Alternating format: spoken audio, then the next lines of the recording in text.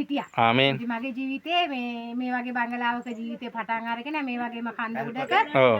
මේ කියන්නේ බංගලාව කිව්වට මේ තල්පතක්. ආමේන්. තල්පත වුණත් අපිට බංගලාව. ආමේන්. ඉතින් ඒක ස්වාමීන් වහන්සේ රාජමාලිගාව. බංගලාවකට ගේන්න කල්පතේ ඉඳලා උන්වහන්සේ අපිට පුරුදු කරා. ආමේන්. පුරුදු කරා. ආමේන්. මොකද ස්වාමීන් වහන්සේ එකපාරටම මේ මට කිව්වේ නෑ නැගිටින්න කියලා. ආමේන්. මට ස්වාමීන් වහන්සේ මව් කුසෙන් එළියට ආපු දවසේලා දුක වේදනාව අඳුනගෙන ආමේන්. නැගිටින්න තමයි කියන්නේ. ආමේන්. මම මේ ගමනේ ආපු වෙලාවේ මට මං අවුරුදු මේ 14 විවාහ වුණේ. ආමේන්. විවාහ වුණේ නම් හොඳ පොඩිපොඩි පරම්පරාවකින්. ආමේන්. ඒකට බේබත් දෙකුණා අය. ආ. ඉතින් ඒ නිසා මගේ ජීවිතේ කඩා වැටුණා. ආමේන්. ඊට පස්සේ මම පිළියන්දල ඉඳලා හොරණට ආවා. හොරණට ඇවිල්ලා ඉතින් මේ වගේ චූටි මේකයක් තමයි හදාගත්තේ. ආමේන්. හදාගෙන ඒකෙන් තමයි මට බබාලා තුන්දෙනෙක් ඉන්න පුතාලා දෙන්නයි දුවයි. ආමේන්. දුව ඉපදිලා දුවට මාස 8යි මම පාදුක්කට එනකොට. ඉතින් ඒ පාදුක්කට ඇවිල්ලා ඉවර වෙලා මම මේ අතර මට ඉන්න ලොකු ගයක් හදන්න සල්ලි තිබුණේ නැහැ. චුට්ටයි අතේ තිබුණේ පොඩි ගයක්. විදියට චූටි මගේ උසට මේ පාස චන්ද්‍රපාලගේ ගේ මට ලොකුයි මගේ ගෙට වැඩිය. ආමේන්. මීටත් වැඩි චූටි මගේ ගේ. ආමේන්. ඉතින් ඒ ගෙට ගේ හදාගෙන මෙන්න මේ වගේ කාමරයක් තමයි. ආමේන්. ඉතින් ඒක තුල ඉඳගෙන චූටියට චූටි ඉතින් මම කල්පනා කරා කාන්තාවක් විදියට ඉතින් මොකද දේවදු ස්වාමියාගෙන් දේවල් මට ලබා ගන්න බෑ. ආමේන්. මගේ දරුවෝ තුනට උගන්වන්න ඕනේ පොඩි චූටි දුට කිරි දෙන්න ඕනේ. ඉතින් මං ගෙදර යන්න බෑනේ ළමයිව දාලා. ආමේන්. මං ගෙදරම පොඩියට පටන් ගත්තා ඉස්සෙල්ලාම මේ මාළු පැටව හදන්න. පොඩි පැටව. චූටි පිසිතුරු මසුන් හදන්න. සිවිලෙන් සීට් 8ක් ගෙන හැල්ලා කපලා පොඩි ටැංකිය හදලා මගේ ශ්‍රමයෙන්ම මගේ මේ එකේ මම හදලා බෝ කරන්න පටන් අරන් හැදුවා. ඒකට ස්වාමීන් වහන්සේ කැමැත්ත දකමැත්තද මන්ද පැටව දී ටිකක් විකුණගෙන එනකොටම වස දාලා කවුරු හරි මැරුණා. අයියෝ. දැන් මං එනකොට එක තොගයක්ම මැරිලා. ඒක මගේ හිතේ සත්තු එතකොට 2000ක් විතර මරලා. පස්සේ මට එකෙන් කලකිරුණා. ඊපස්සේ මම ඒක අතහැරලා දැම්ම ආයේ ඒවල හිතුවා ස්වාමීනි මේක මගේ වහන්සේගේ සැලැස්ම නෙවෙයි මගේ සැලැස්මට මේක කරට හරියන්නේ නැහැ කියලා ඉන්න ගම ඒ හදපු එකේ හැදුවා වටකුරුළු කූඩුවා. වටකුරුළු 200ක් ගෙන හැල්ලා. 170ක් බිත්තර දානවා දවසට. අපේ පවුලේ බිත්තර. ඔව්. ඉතින් ඔය 170 දවස් 7ක් එකතු කරලා සෙනසුරාදාට තමයි මම දෝනිවත් අරගෙන මහරගමට යන්නේ පාදුක්කට බස් එකේ ඇවිල්ලා පාදුක්කෙන් කෝච්චිය දානවා. මහරගමට ගිහින් දීලා එතනින් ඊට පස්සේ ඌටි දුවට ඕනි පිටි එකක් තරම් මස් චුට්ටකුත් තරම් පුතාලා දෙන්නට කන්න කෝච්චිය තමයි ආපහු එන්නේ. ඉතින් ඔහොම ඉන්න ගමන් ඊට පස්සේ මම කල්පනා කරා දැන් මේ වටකුරුලගෙම හරියන්නේ නැහැ. බොයිලස් කුකුල 100කුත් හදනවා කියලා. ආමේන්. ඊපස්සේ දැන් මම වගේ අතේ සල්ලි නැහැ. ඇත්තට මේ වෙලාවට පොඩ එකතු කරගත්ත ඒවා තිබුණා. හැබැයි තිබුණ ආණ්ඩුවට මම සුති කරනවා ස්වාමීන් වහන්සේ ඒ වෙලාවේ මට මේ සමෘද්ධි කාඩ් ණයක් දුන්නා සමෘද්ධි බැංකුවේ.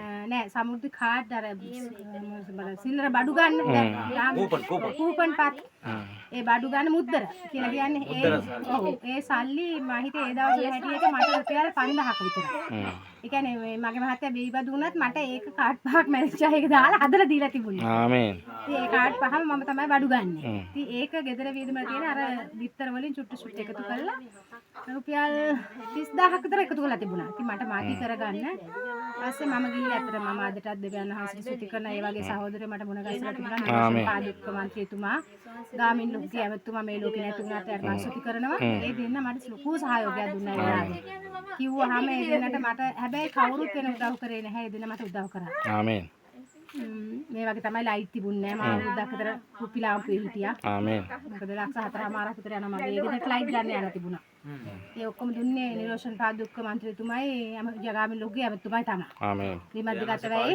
ඔව් විමද්දගත අය වෙයි මට පාස් කළ දෙන ඒව දෙවියන් වහන්සේගේ කැමැත්ත නිසා මගේ නෙමෙයි උන්වහන්සේගේ කරුණාව විතරයි. මොකද මේ හැමදේම මගේ ශක්තිය මගේ දේවල් නෙවෙයි ස්වාමීන් වහන්සේගේ කැමැත්ත.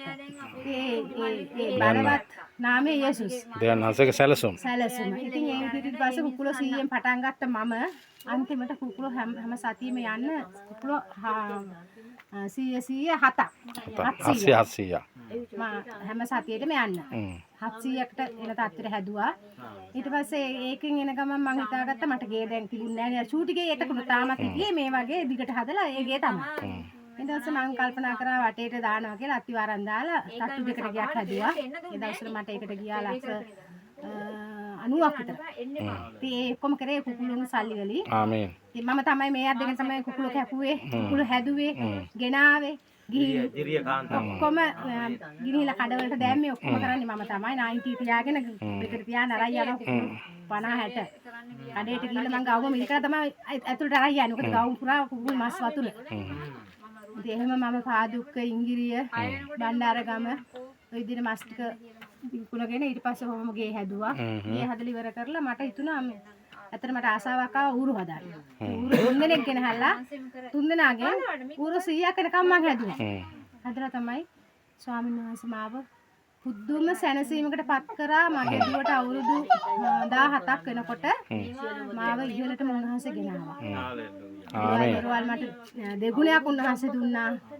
ඒකට උන්වහන්සේගේ හැම දෙයක්ම හැම සම්පතක්ම මේ ලෝකෙ උන්වහන්සේ මට දුන්නද ඒ සියලු දේවල් දුන්න උන්වහන්සේ තමයි. ආමේන්. ශක්තිය දුන්නේ උන්වහන්සේ. ආමේන්. කියන්න බෑ මොකද මගේ අම්මා තාත්තා උන්වහන්සේ දුන්නට දෙවියන් වහන්සේ තමයි මගේ තාත්තා. දෙවියන් වහන්සේ තමයි මගේ මිත්‍රයා. ආමේන්. දෙවියන් වහන්සේ තමයි මගේ හැමදේම. ආමේන්. ඉතින් ඒ නිසා උන්වහන්සේට අනේක වාරයක් ස්තුති කරනවා.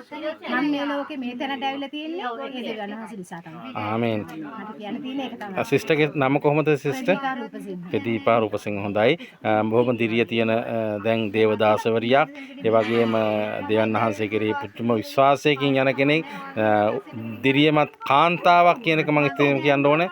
ඉතින් අපි සිස්ටර්ට අපි දෙවියන් වහන්සේගේ නාමයෙන් අපි යාඥා කරනවා. ඒ වගේම සිස්ටර්ගේ දහසකුත් දේ දෙවියන් වහන්සේට බාර කරලා හැම දෙයක්ම සැලෙන්නේ නැතුව ජීවිතේ දෙවියන් වහන්සේ කෙරෙහි විශ්වාසය ඇතුව දෙවියන් වහන්සේ කෙරෙහි මහත් බලාපොරොත්තු ඇතුව දෙවියන් වහන්සේට යාඥා කරලා ආපු ගමනේ සිස්ටර් දැන් දෙවියන් වහන්සේ තුල විශාල ගමනක් යන නිසා පාදුක ප්‍රදේශයට පමණක් නෙමෙයි මුළු ලංකාවටම මහත් ලෙස දේව වචනේ ගෙනියන්න පුළුවන් දිරිය කාන්තාවක් දිරිය දේව ගැතිවරියක් වශයෙන් සේවය කරන නිසා අපි සිස්ටර්ට දෙවියන් වහන්සේගේ නාමයෙන් යාඥා කර සිටිනවා ආශිර්වාද කරනවා. යේසු පිටයි.